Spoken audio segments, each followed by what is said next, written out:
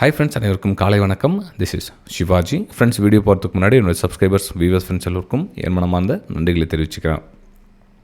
Friends, video போகிறதுக்கு முன்னாடி ஒரு சின்ன மெசேஜ் உங்களுக்கு தெரிவிக்க விரும்புகிறேன். அதாவது நம்மளுடைய வெபினார் ஸ்டூடெண்ட்ஸில் இந்த மாதிரி லைவ் அப்டேட்ஸ் கொடுக்கணும், இதை பார்த்து தான் எல்லோரும் ட்ரேட் பண்ணுறாங்க அப்படின்ற மாதிரி ஒரு சிலர் கமெண்ட் பண்ணியிருக்கீங்க. கண்டிப்பாக அப்படி கிடையாது ஃப்ரெண்ட்ஸ். ஆக்சுவலாக இதில் முக்கால்வாசி பேர் இன்னும் ஆட் ஆகலை. கிட்டத்தட்ட பார்த்தீங்கன்னா 370 பேர் தான் இது ஓல்டு பழைசாக இருக்கிறவங்க அப்படியே தான் இருக்காங்க. புதுசாக இருக்கிறவங்க யாரும் இதில் ஆட் ஆகலை. ரீசன் என்னென்னா, உங்களுக்கு ஆல்ரெடி சொல்லியிருக்கேன், 3லேருந்து 4 மாதம் ஸ்டார்டிங்கில் ட்ரேட் பண்ணக்கூடாது, உங்களுக்கு எல்லாம் கம்ப்ளீட்டாக புரியிறவர்களும் கூட இந்த ப்ரைம் குரூப்பில் ஆட் பண்ண மாட்டேன் அப்படின்னு தான் சொல்லியிருக்கிறது. ஒரு சிலர் இல்லை ரொம்ப ஃபோர்ஸ்ஃபுல்லாக கேட்டாங்கன்னா மட்டும்தான் இந்த குரூப்பில் ஆட் பண்ணி விடுறது. ஸ்டூடெண்ட்ஸ்க்கு யாருக்கும் இதை பார்த்து பண்ண பர்மிஷன் கிடையாது. ஏன்னா அவங்க பண்ணுறது சரி தப்புன்னு தெரியாதப்போ இதை பார்த்து ட்ரேட் பண்ணி எந்த ஒரு பிரயோஜனமும் கிடையாது.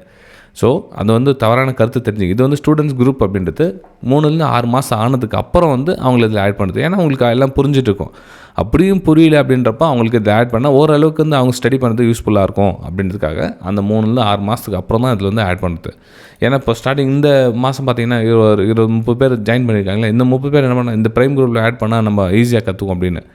அப்படி கிடையாது. நீங்கள் என்ன ஓட்டுறீங்க, எது பிரேக், எது கிளச், எங்கே பிரேக் பிடிக்கணும், எங்கே ஸ்பீடாக போகணும், எங்கே ஸ்லோ போகணும், டிராஃபிக்கில் எப்படி போகணும், லாங்கில் எப்படி போகணும் அப்படின்னு நம்ம வண்டியில் ஓட்டுற மாதிரி இந்த ட்ரேடிங்களோட எந்தெந்த சார்ட்டில் நம்ம ஒர்க் பண்ணலாம், எந்தெந்த சார்ட்டில் ஒர்க் பண்ணக்கூடாது, அதில் என்னென்ன தெரிஞ்சிக்கலாம் அப்படின்னு தெரிஞ்சதுக்கு அப்புறம் தான் நீங்கள் ட்ராவல் பண்ண முடியும். ஓகே, ஸோ இதை தெரிஞ்சிட்டப்போ விருப்பமே தான் நீங்கள் ஜாயின் பண்ணிக்கலாம். இல்லை இதை காப்பி ட்ரேட் பண்ணுற மைண்ட் செட்டில் தயவு செஞ்சு பண்ணாதீங்க. ஷார்ட்கட் ரூட் கிடையாது. இமீடியட்டாக குயிக் மணி பண்ணணும் அப்படின்னா there is no chance. Okay, சரி ஃப்ரெண்ட்ஸ், நம்ம டாபிக் போகலாம் இன்றைக்கி. Sir, Nifty 50, bank Nifty, Sensex ரிவ்யூலாம் பார்க்குறீங்க. இப்போ சமீபத்தில் பார்த்தீங்கன்னா ஸ்டாக்ஸோட ரிவ்யூ ஷேர் பண்ணிங்க. ஃப்ரெண்ட்ஸ், அந்த ஸ்டாக்ஸோட ரிவ்யூ என்னுடைய பாயிண்ட் ஆஃப் வியூ, அதாவது நான் அந்த இடத்துல நான் என்ன பண்ணுவேன் அப்படின்றது மட்டும் தான் ஷேர் பண்ணுறேன். இப்போ நம்ம டாட்டாவில் ஸ்டார்ட் பண்ணியிருக்கோம். கடைசியாக 3 வியூஸ் ஷேர் பண்ணியிருக்கேன். இப்போ அடுத்தடுத்த டாட்டா சம்மந்தப்பட்ட எல்லா வியூஸும் அடுத்தடுத்த ஷார்ட்ஸில் உங்களுக்கு நான் போடுறேன். மறக்காம சேனலை சப்ஸ்கிரைப் பண்ணி ரெகுலராக ஃபாலோ பண்ணி எல்லா ஸ்டாக்ஸையும் பற்றி பார்க்கலாம்.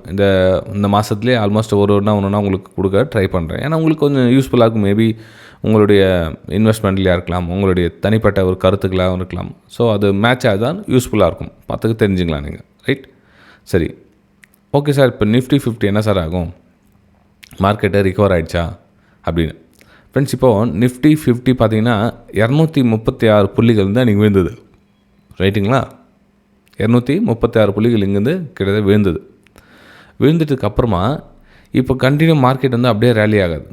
ஓகே, அப்போ என்ன ஆகும், ட்ராப் இங்கேருந்து கண்டினியூ ரேலி எவ்வளோ தூரம் வரும், 24,840 வரலும் வருவதற்கான ஒரு வாய்ப்புகள் இருக்குது. என்னுடைய அசம்ஷன் 24,825 to 825 வச்சுக்கோங்க, ஒரு 10-20. ஏன்னா அந்த எக்ஸாக்ட்லி அந்த பாயிண்ட் கூட கேட்பாங்க ஒரு சிலர். ஸோ 24,825 வரலும் அசம்ஷன் இருக்குது. இப்போ மார்க்கெட் 673 இருக்குது. இப்போ கிஃப்ட் நிஃப்டி பார்த்தீங்கன்னா கிட்டத்தட்ட கேப் அப் எவ்வளோ ஓப்பன் ஆகுது பார்க்கலாம். அது ஒரு 100-110 பாயிண்ட் கேப் அப்பில் 100 பாயிண்ட் வச்சுக்கலாம். 100 பாயிண்ட் கேப் அப்பில் காமிக்குது. ஸோ இந்த 100 பாயிண்ட் கேப் அப் அப்படின்னா இன்னும் கொஞ்சம் எவ்வளோ தூரம் போகும், அந்த 100 பாயிண்ட்டுக்கு மேலே. இப்போ 673, 773 இங்கே ஓப்பன் ஆகுது. நெக்ஸ்ட்டு ஒரு ரெசிஸ்டன்ஸ் இருக்குது. இந்த இதில் கொஞ்சம் கவனமாக பார்த்துக்குங்க. ஓகே, அதாவது எல்லோரும் மார்க்கெட் ரிகவர் ஆகிடுச்சின்னு சொல்லிட்டு என்ன பண்ணுவாங்க, டக்குன்னு வாங்கிடுவாங்க. ரிகவர் ஆகிடுச்சுன்னா எங்கே வாங்கணும் ஃபஸ்ட்டு அது தெரிஞ்சுக்கணும் இல்லையா. மார்க்கெட்டு கேப் அப் ஓப்பன் ஆகுதுன்னா சஸ்டட் ஆகி நிற்குதான்னு பாருங்கள், கொஞ்சம் புல் பேக் வருதா, அதுக்கப்புறம் மார்க்கெட் எவ்வளோ தூரம் போகும், அங்கேருந்து எவ்வளோ தூரம் திரும்பும், இதெல்லாம் தெரிஞ்சு வச்சுக்கிட்டு பெட்டராக இருக்கும். இந்த ஸ்க்ரீன்ஷாட் சேவ் பண்ணி வச்சுக்கோங்க. இந்த மாதிரி மார்க்கெட் ஆகிறதுக்கான ஒரு வாய்ப்புகள் இருக்குது. ஓகே, இந்த ஏரியாவுக்கு மேலே க்ளோஸ் வச்சிருச்சு அப்படின்னா ஓகே, அதுக்கப்புறம் நீங்கள் அதில் ஒரு புல் பேக்கை வெயிட் பண்ணதுக்கப்புறம் ஒரு பையிங்கான வாய்ப்புகள் பார்க்கலாம். ஆனால் மொத்தத்தில் இந்த 24,825 ஒரு ரெசிஸ்டன்ஸ் லெவலில் நீங்கள் கன்சிடர் பண்ணிக்கலாம். அதுக்கப்புறம் மெல்ல இந்த 200 EMA லைனும் டச் ஆகிடும். ஓகே, நிஃப்டி 50ல் இது என்னுடைய வியூ தான் உங்கள் கூட ஷேர் பண்ணுறேன். ஓகே, மார்க்கெட்டு கேப் அப் ஆனால் கூட சஸ்டண்ட் ஆகிட்டு நிற்குதா அல்லது அங்கேருந்து லோயரில் ஃபார்மேஷன் பண்ணி கீழே வருதான்னு பாருங்கள். அப்போ கேப் ரீஃபில் பண்ண வாய்ப்பு இருக்குது. 2 ஒன்று, இங்கே மிடில் ஓப்பன் ஆச்சுன்னா மேலே ஒரு 30-40 பாயிண்ட் மேலே போகிறதுக்கான சான்ஸ் இருக்குது. 1 இல்லை மார்க்கெட் அந்த 30-40 பாயிண்ட் மார்க்கெட் ஓப்பன் ஆனோடனே கடகடன்னு ஒரு 180 பாயிண்ட் டச் ஆகிடுச்சுப்பா அப்படின்னப்போ அங்கேருந்து கொஞ்சம் லோயரில் ஃபார்மேஷன் ஆகுதான் வெயிட் பண்ணுங்கள். அதுக்கப்புறம் நீங்கள் டிசிஷன் எடுத்துக்கலாம் மார்க்கெட் எங்கே போகுது, எது வரலாம் வருதுன்னு. ரைட்டுங்களா? சரி, நெக்ஸ்ட் நம்ம பேங்க் நிஃப்டி பார்க்கலாம். பேங்க் நிஃப்டி என்ன மாதிரி ஒரு பிளான் பண்ணலாம் அப்படின்னா, பேங்க் நிஃப்டி ஆல்சோ உங்களுக்கு கேப் அப் ஓப்பன் வரதுக்கு வாய்ப்புகள் இருக்குது. அப்போ கேப் அப்னா என்ன, 200 பக்கத்துலேயே இருக்குது. ஸோ 54,800 ஒரு ரெசிஸ்டன்ஸ் ஜோனாக அமையத்துக்கான ஒரு வாய்ப்புகள் இருக்குது. அந்த 54,800 எந்த மாதிரி ரியாக்ட் ஆகுதுன்னு பார்க்கணும். ஒரு சாலிட் க்ரீன் கலர் கேனில் வந்து க்ளோசிங் கொடுத்துச்சு அப்படின்னா ஓகேப்பா, பையர்ஸ் வந்து ஸ்ட்ராங்காக உண்மையிலே இருக்காங்க, அதில் ரிஜெக்ஷன் வரல. ஆனால் ஒரு குச்சி மாதிரி இந்த இடத்துல இந்த மாதிரி ஃபஸ்ட் கேனில் ஃபார்ம் ஆச்சுன்னா ஆல்மோஸ்ட் ப்ராஃபிட் புக்கிங் பண்ணிட்டாங்க ஷார்ட் பண்ணியிருக்கிறவங்க. ஓகே, அப்போ என்ன ஆகணும், ஒன்று இங்கே இப்போ செல் பொசிஷனில் இருக்கிறவங்க அவங்களுடைய ப்ராஃபிட் புக் பண்ணி எக்ஸிட் ஆகிடுவாங்க. ஓகே, ஸோ இங்கேருந்து காரணம் என்ன, இந்த இடத்துல ஃபஸ்ட் கேனில் தெரிஞ்சிடும். அதுக்கப்புறம் செகண்ட் கேனில் உங்களுக்கு க்ளோசிங் கொடுத்துச்சு அப்படின்னா ஓகேப்பா, பையர்ஸ் வந்து திரும்ப வந்து ஃபில் ஆகிட்டாங்க அப்படின்னு நீங்கள் புரிஞ்சுக்கலாம். Okay, so bank Nifty also same அதே மாதிரி தான் நீங்கள் இன்றைக்கி எடுத்துக்கலாம். இது என்னுடைய எஜுகேஷன் பர்பஸ்க்காக தனிப்பட்ட கருத்துக்களை ஷேர் பண்ணுறேன். இதுக்கு உங்களுடைய ஆதரவு லைக்ஸ் அண்ட் கமெண்ட்ஸ் மூலிமா நீங்கள் தெரிவிக்கலாம். புதுசாக வந்திருக்க சேனலை சப்ஸ்கிரைப் பண்ணி பெல் ஐக்கானை கிளிக் பண்ணிக்கோங்க.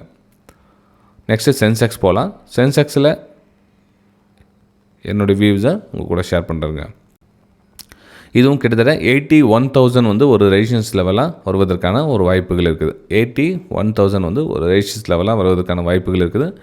அந்த ரெசிஸ்டன்ஸ் லெவல் எந்த மாதிரி ரியாக்ட் ஆகுதுன்னு பார்க்கலாம். ஒரு வேளை மார்க்கெட் சேம் அதே பேங்க் நிஃப்டி மாதிரி உங்களுக்கு அந்த ஃபஸ்ட் கேனில் க்ளோசிங் அப்படின்னு பாருங்கள். இல்லை ஃபஸ்ட் கேனில் க்ளோசிங் இந்த மாதிரி இருந்துச்சுன்னா கொஞ்சம் அவாய்ட் பண்ணுங்கள். ஃபஸ்ட் கேனில் ரிஜெக்ஷன் மாதிரி கொடுத்துச்சுன்னா பாருங்கள். ஒரு ஃபஸ்ட் கேனில் எந்த டைம் ஃப்ரேம் கேட்குறாங்க, உங்களுடைய 15 மினிட்ஸ் எடுத்துக்கலுங்க, இல்லை 1 hour டைம் ஃப்ரேம் எடுத்துக்கங்க. ஃபஸ்ட்டு 15 மினிட்ஸில் உங்களுக்கு தெரிஞ்சிடும் அந்த மார்க்கெட்டோடைய பிஹேவியர் என்ன பண்ண போகுது அப்படின்னு. ஓகே, சரி, ஃபஸ்ட் கேனில் ஓப்பன் ஆனோன்னு ரெட் கலர் கேனில் உங்களுக்கு க்ளோஸ் ஆகிடுச்சுப்பா, மேலே ஓப்பன் ஆகுது, அப்படியே எல்லா ப்ராஃபிட் புக்கிங் பண்ணி எல்லா க்ளோசிங் கொடுக்காம அப்புறம் எவ்ரி புல் பேக்கில் நீங்கள் ஒரு டவுன் சைடுக்கான ஒரு பிளான் பண்ணுங்கள். க்ரீன் கலர் கேன்ஸ் கொடுத்தா ரீடெஸ்ட்டில் ஒரு அப்பர் சைடுக்கான பிளான் பண்ணுங்கள். ஸோ மார்க்கெட் இந்த இடத்துல எந்த மாதிரி ரியாக்ட் பண்ணுதோ அதுக்கேற்ற மாதிரி நீங்கள் பிளான் பண்ணிக்கலாம். 200 EMA ரெசிஸ்டன்ஸாக கன்ஃபார்மாக நீங்கள் எடுத்துக்கலாம். அது ஒரு ரெசிஸ்டன்ஸ் ஆகிறதுக்கான ஒரு வாய்ப்புகள் இருக்குது. ஓகே, சரி ஃப்ரெண்ட்ஸ், இந்த வீடியோ உங்களுக்கு பயனளிச்சிருக்க நம்புறேன். நம்ம அடுத்த வீடியோ சந்திக்கலாம். தேங்க்யூ.